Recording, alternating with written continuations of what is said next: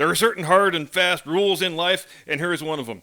When you look around the media, internet ecosphere, and you see everybody on the left gnashing their teeth, rending their garments, shrieking nonsense noises at the sky, and generally acting like the world has just come to an end, well, you know it's a great day for America. And make no mistake, it is indeed a great day for America. If you haven't heard the news yet, earlier today, or yesterday by the time you're watching this, the Supreme Court of the United States, in the case of Students for Fair Admissions Incorporated versus Harvard College, we're going to need a better shorthand name for this one, struck down affirmative action in higher education on the basis that qualified students who are denied admission to college on the basis of their race or ethnicity have been deprived of their 14th Amendment rights, which, of course, is 100% true and accurate. At first, I thought I was just going to talk about this decision in the opening segment, but then I listened to all the frenzied, overheated, often quite nonsensical reactions from our friends on the left,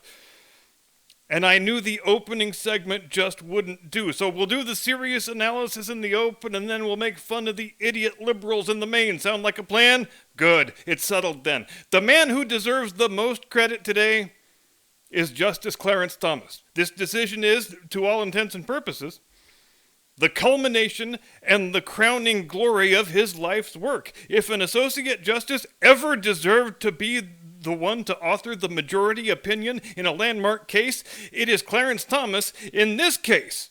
But wouldn't you know it, true to form, a great black man achieves a great thing, and a mediocre white man swoops in to take all the credit for himself. So we get a majority opinion written by Chief Justice John Roberts, who, if he had to make a living on his prosaic skills alone, would probably be a technical writer for kitchen appliance owner's manuals or some shit. Clarence Thomas, meanwhile, is a brilliant writer, not as good as Scalia, but not too far off either. But because Roberts wanted all the glory and all the historical street cred, since this is likely to be the most historic decision of his tenure, all Thomas got to do in this case was to author a concurring opinion from which I will now read the following passage, though I do encourage you to go and read the whole thing because it's well worth your time. Quote, "In the wake of the Civil War, the country focused its attention on restoring the Union and establishing the legal status of newly freed slaves. The Constitution was amended to abolish slavery and proclaim that all persons born in the United States are citizens entitled to the privileges or immunities of citizenship and the equal protection of the laws. Because of this second founding, our Constitution is colorblind and neither knows nor tolerates classes among citizens." Close quote. And there's a passage from the Roberts majority opinion that also warrants being read out, though I remain not much of a fan of his, either as a jurist or a prose writer, but anyway, quote, "The Constitution deals with substance, not shadows, and the prohibition against racial discrimination is leveled at the thing, not the name. A benefit to a student who overcame racial discrimination, for example, must be tied to that student's courage and determination, or a benefit to a student whose heritage or culture motivated him or her to assume a leadership role or attain a particular goal must be tied to that student's unique ability to contribute to the university. In other words, the student must be treated based on his or her own experiences as an individual and not on the basis of race. Many universities have for far too long done just the opposite, and in doing so, they have concluded wrongly that the touchstone of an individual's identity is not challenges bested, skills built, or lessons learned, but the color of their skin. Our constitutional history does not tolerate that choice." Close quote. Jim Eagle, hit the music, please.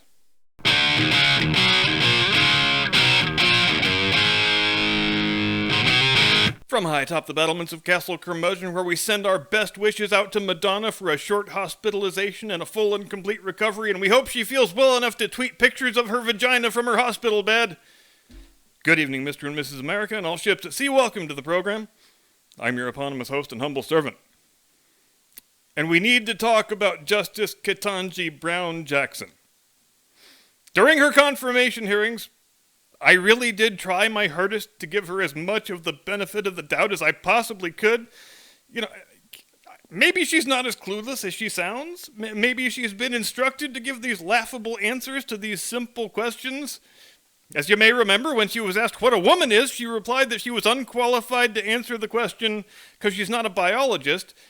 Maybe she's coming off this badly because she is under orders to just vomit out dumb woke leftist talking points instead of giving serious answers.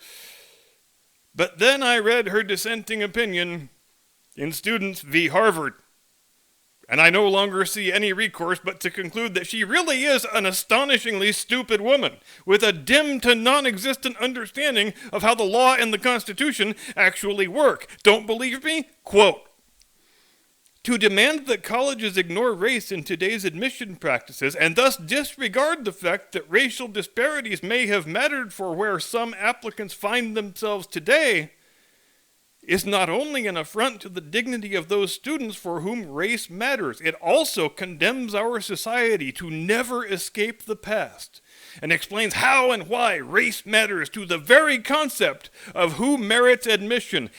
And amazingly, she actually puts the word merits in quotation marks, as if she rejects the whole idea that merit ought to be any sort of factor in university admissions. You may have noticed from this passage, and you'll notice it even more if you read this whole thing, that Justice Jackson makes no attempt whatever at disputing the legal rationale behind the majority's ruling. In fact, she makes no attempt at any sort of legal or constitutional rationale. She simply sat down and wrote a laundry list of spurious appeals to emotion and woke leftist catchphrases and called it a dissenting opinion.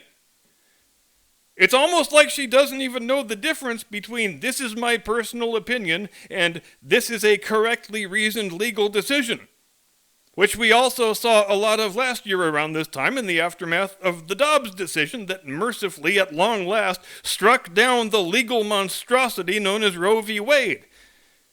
And that wasn't limited to the left or the right either. It was pretty bipartisan, in fact. The leftist argument was, "I think abortion is good, therefore this decision sucks." And the conservative argument was, "I think abortion is bad, therefore this decision is awesome." Now, you and I both know that committed leftists tend to be, how to put this politely, not the deepest thinkers in the world, not the brightest shining stars in the intellectual firmament, which is why they are so much more susceptible to spurious appeals to emotion and spurious appeals to authority and dumb woke catchphrases. But now we have people of that mentality on the goddamn Supreme Court, and how much worse it could be right now, even still. Never forget that we could be in the middle of Hillary Clinton's second term right now. And instead of Justice Gorsuch, Justice Kavanaugh, and Justice Barrett, we might have Justice Cardi B, Justice Lizzo, and Justice Snoop Dogg. So no matter how you feel about Donald Trump or Mitch McConnell, you should take a moment to thank your lucky stars that those two men delivered a conservative majority Supreme Court when the country most desperately needed one. When the radical leftists have captured and co-opted and weaponized every other institution and every other organ of government.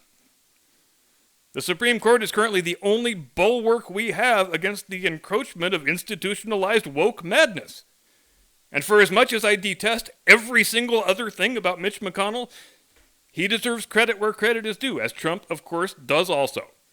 Now, just how stupid and clueless is Ketanji Brown Jackson? Well, let's just say that if they really did replace her with Cardi B, it probably wouldn't be that much of an intellectual drop-off.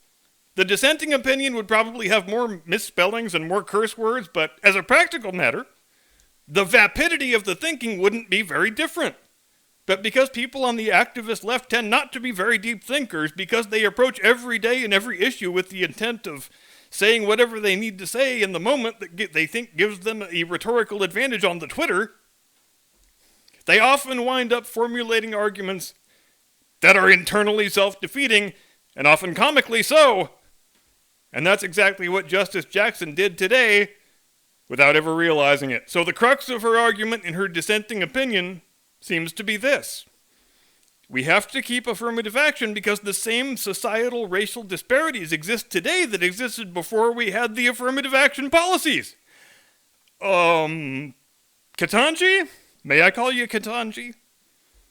You just put forward an argument that utterly destroys the rationale you think you are arguing in favor of. We've had affirmative action in higher education and in government hiring for going on 60 years now. If the same disparities still exist today that affirmative action was supposed to redress and ultimately solve, that seems like powerful evidence, an open admission even, that affirmative action is a failed project that achieved exactly zero of the things its proponents said it would. I would be fascinated to know whether Justice Jackson actually wrote this dumbass nonsense by herself or if it was authored by one of her woke dumbass staffers. But it seems like she would do well to have someone, anyone on her staff who's willing to say, Justice? This dissenting opinion you've written actually reinforces and underpins the rationale of the majority opinion that you're supposedly arguing against. But thanks for playing, I guess. Meanwhile, President Semi-Animated Cadaver and Venal Houseplant Joe Biden had to be roused from a peaceful mid-afternoon slumber to stumble out to the South Lawn and register his displeasure with the Students v. Harvard decision. He didn't attempt to state any sort of legal or constitutional case about why the decision is wrong. He just waved his bony finger around and flatly asserted that this court is not normal. Whatever that means. But it's been a rather rough couple days for the president, as is often the case when he's not able to complete his customary 5-hour siesta after lunch. Yesterday he had to be woken up and led out to the South Lawn to angrily shout abuse at reporters who had the temerity to ask him questions about the biggest corruption scandal in the history of the presidency. With the strap marks from his brand new CPAP machine plainly visible on his face, no less. Which is a very, very solid look, Mr. President, because when the leader of the free world routinely sleeps in the middle of the workday and requires a machine to help him breathe, I think we can all rest a little bit easier at night knowing there's a steady hand on the tiller of the ship of state. A steady hand that is attached to a man who sleeps more hours per day than the average house cat. Now, when the news of the Harvard decision came down this morning, if you were online at the time, you probably noticed that all the usual leftist trolls were buzzing around trying to mock Clarence Thomas for being an affirmative action hire. Which is just more evidence, as if we needed it, that these people don't even have the faintest understanding of what it is that the policies they support are actually designed to achieve. So there they were for a good 3 or 4 hours saying things like, ha ha ha, Clarence Thomas is an affirmative action hire. He'd never be on the Supreme Court without affirmative action. The policies he struck down, ha ha ha ha. And since you guys apparently need a refresher on all this stuff, here you go. The original intent and argument behind affirmative action in college admissions went like this. We have large numbers of exceptional, fully qualified applicants who are being unfairly denied acceptance and admission on the basis of their race. So we should redress that injustice by creating racial quotas to where we can be assured that no qualified applicants are being unfairly rejected on the basis of their skin color. And you can probably already tell where I'm going with this. 60 years later, the exact thing that we were trying to prevent being done to black students is being done to white students and Asian students, especially Asian students. Asians actually lost their racial minority status because it was decided too many of them were gaining admission through affirmative action racial quotas. The solution? Well, let's just decree that for educational purposes, Asians are now white. So congratulations, Asians. You probably didn't even notice your skin color changing. But now you get to be filthy, evil colonizers just like the rest of us. So welcome to the club. So where the original intent of affirmative action was to prevent qualified applicants from being unfairly excluded on the basis of race, the real-world result has been that qualified applicants are being unfairly excluded on the basis of race and having their 14th Amendment rights illegally assaulted in the process, which is how we arrive at today's very long overdue decision. And you know who else is sad today? The Chi-Coms are sad. The Chi-Coms have spent the last 30 years with spectacular success trying to rot our society from the inside out by making lavish endowments and contributions to diversity and inclusion programs and whole departments more recently at colleges and universities all across the fruited plain. So when you hear stories about fake college think tanks like the Penn Biden Center for International Fat Bags of Cash, Those fake think tanks don't exist just to make it easier for crooked scumbags like the Bidens to safely launder their international bribe money. They also exist to help the Chi-Coms make sure we are turning out lots of college graduates who can't tell their ass from a hole in the ground and have no actual knowledge or useful skills of which to speak. But they know they hate America, and they reject everything about our history and our common culture, because they have just spent the last 4 years being trained up as Marxist revolutionaries. Now, you remember how just within the last decade, we went from a world where diversity and inclusion departments didn't exist at all, to a world where every college and every university and every big corporation has a dedicated diversity and inclusion department? Much or all of that was paid for by money from communist China. So not only do the Chi-Coms have the American president and his whole extended family bought and paid for, not to mention a whole host of senators and congressmen of both parties, but they've also got the whole U.S. higher education system bought and paid for. This decision will significantly curtail their ability to keep doing that, which is another reason that we should all be celebrating today. And look, if you thought I was going to forget the last Pride Month update of the best Pride Month ever, you thought wrong, Pilgrim. The actress Ellen Page, who's currently playing the role of a man named Elliot Page, has joined with 250 other deeply troubled individuals to demand that all criticism of themselves and their bad life decisions be banned from the internet forthwith. Now, what is it specifically they want banned? Well, there are no actual specifics, and that's the whole point, isn't it? All we get are nebulous nonsense terms like medically necessary health care for trans youth and anti-LGBT extremist hate, and my personal favorite, dehumanizing, hateful attacks on prominent transgender public figures and influencers. For those fans keeping score at home, that last one is a 10-word sentence fragment that contains 4 subjective, undefinable terms. In other words, if you type something online that any transgender person finds objectionable, well, you should be thrown off the internet forever. And you should probably go to prison, too. You know, in the name of tolerance and diversity. Because obviously, tolerance and diversity demand rigid ideological conformity and neo-Stalinist speech codes. Because that's just the way diversity works. We achieve tolerance and diversity by making sure nobody can say things we don't like. God bless America. God bless freedom and liberty. I don't know about you, ladies and gentlemen, but I am a little sorry to see this Pride Month go. At this rate, if we could have 2 or 3 Pride Months in a row, we probably could finish the work of smashing the sex pervert industrial complex for all time. And that would be, in the view of this reporter, even cooler than smashing affirmative action. Thanks very much indeed for watching. Have a great day and a pleasant tomorrow. I will see you next time. Do not comply. Get off my lawn!